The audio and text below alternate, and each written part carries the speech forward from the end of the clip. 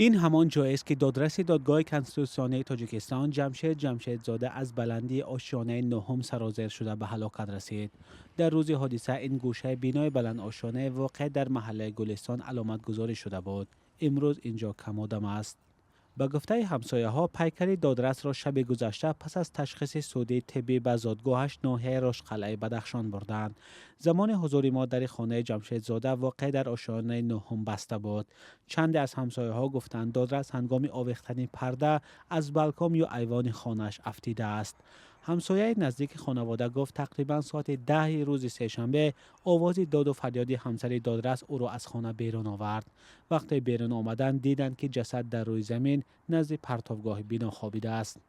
در دادگاه کنستیتوسیونی که 7 سال اخیر جمشیدزاده اینجا کار میکرد گفتند آخرین بار او روز دوشنبه 12 ینور سر کار بود. روزهای دوشنبه و جمعه او در این نهاد روز قبول شهروندان داشته است، اما در روز حادثه او از کار جواب گرفته بوده است. همکاران میگویند که سبب مرگ دادرس برایشان معلوم نیست، اما از او چون یک شخص مهنت دوست و عالم خوب علم حقوق توصیف کردند.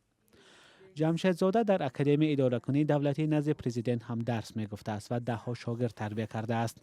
این نهاد هم دیروز در صفحه فیسبوکی خود نسبت درگذشت دادرس و استاد مؤسسه تعزیه بیان کرده مرگ او را تلفات بزرگ خواند. فرضیه رسمی مرگ دادرس دقیق نیست، اما برخی از کاربران در شبکه‌های اجتماعی به فرضیه‌های دیگری مرگی او اشاره کردند. مقامات مرگ دادرس را هنوز شرح ندادند. یک مأمور میلیسا روز 13 ینور از بلند آشیانه افتادن دادرس را تصدیق کرده ولی جزئیات بیشتر نداد و گفت حادثه تحقیق می شود. دادرس 52 ساله سالها در مؤسسه‌های علمی و پژوهشی تاجیکستان کار کرده است. جمشیدزاده نامزد علم حقوق شناسی بوده. از سال 2011 تا سال 2019 عضو کمیسیون مرکزی انتخابات و رای‌پرسی تاجیکستان بوده است. همسر و 3 فرزند داشته است.